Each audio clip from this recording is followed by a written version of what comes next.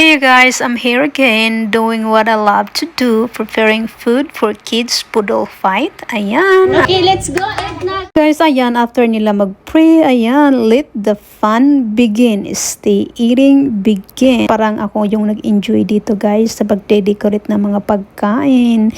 Super enjoy at busog na busog ang ating mga kiddos. O diba, ang sarap sa pakiramdam. Pamparam papampam.